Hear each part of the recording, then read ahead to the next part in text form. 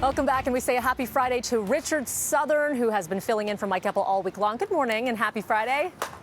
Yeah, we've almost made it, Mel. We've done it. We've done it. Friday. We've done it. Friday. You are following what is actually no surprise here. Grocery prices, we know, have been skyrocketing during the pandemic. Sadly, that's going to keep on going. Yeah, they ain't going to be coming down anytime soon, according to food experts this morning, Mel. I mean, we had Stats Canada this week saying food prices were up another 3% in July. And, more of us are cooking at home. The grocery stores kind of have us right where they want us. And I talked to food expert Sylvain Charlebois at the Dalhousie University, and he says, yeah, get used to these high prices.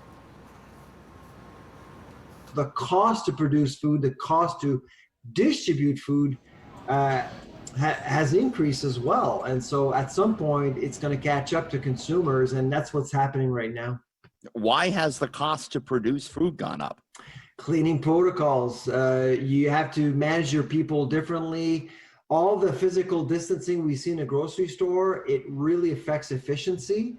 In processing, in farming, the entire supply chain is affected by new protocols, and that's why it's costing more to do, frankly, everything. So there you go, Mel. The higher prices being passed along to us, the consumer. Yeah, that makes sense. Let's talk about this over commercial break. I said, hey, been to any movies lately? You said, your answer was? No. Well, we censored what you said, but yes. Yeah, they're going to great distances, Cineplex. There are only 50 people per auditorium. Mm-hmm. They want you to wear a mask during the movie. I actually talked to one of the executives, and they said, well, you could sneak the popcorn up under your mask. Yeah, I heard that clip, and it didn't really make sense for us. We're looking at the one right across the street from us here at Yonge Dundas Square, but hello, does that not compromise your mask? It's going to get greasy and oily and buttery and... Yeah, I know. Nonetheless, they're opening all their cinemas right across the GTA, right across Canada this weekend. There's actually something to go and see. Christopher Nolan's Tenet movie is coming out. It's an IMAX movie, and because of that slightly elevated ticket, it's expected to be one of the top-grossing films of this very lackluster box office summer, Mel. I think Devo actually caught that one. I'll talk to him about that in a second, because I get it. There are some theaters, some movies that are much better when you go to the theater versus watching at home. I get that experience, but there's still a lot of anxiety, of course, attached to it. With the masks you're talking about, a designer mask, how much would you pay for this one?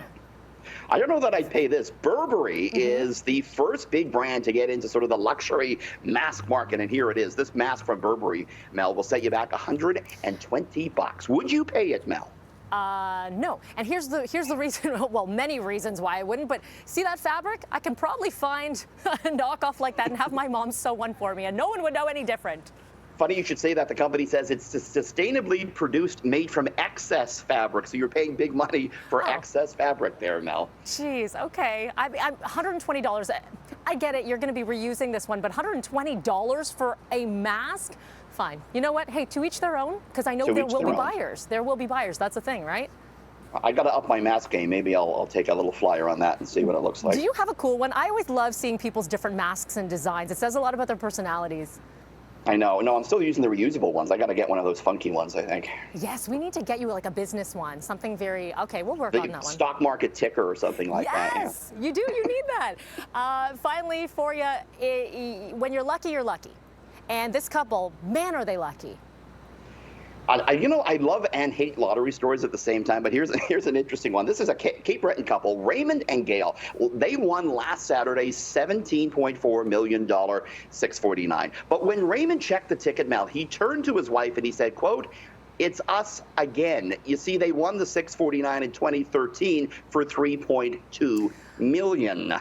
Now, what are the odds? The odds of winning once are 1 in 13.9 million. The experts say the odds of winning twice are 4 in 10 billion. Astronomical odds for Raymond and Gail here. Come on. See, I'm happy for them. They look like a lovely couple. Sadly, I'm also angry at them because share the wealth. I don't like them. At least they said, we're retiring. We do these stories sometimes that people say, well, I'm going to keep on working. I love my job. No, give your job to someone who needs it. You've won $17 million. Oh, wow. All right. Well, fingers crossed that we got the millions in our wallets soon, Richard. It's not going to happen. If we don't see you on Monday, we know it's you having won. I've contacted that couple. All right. Have yourself a wonderful weekend. Thanks, Mel.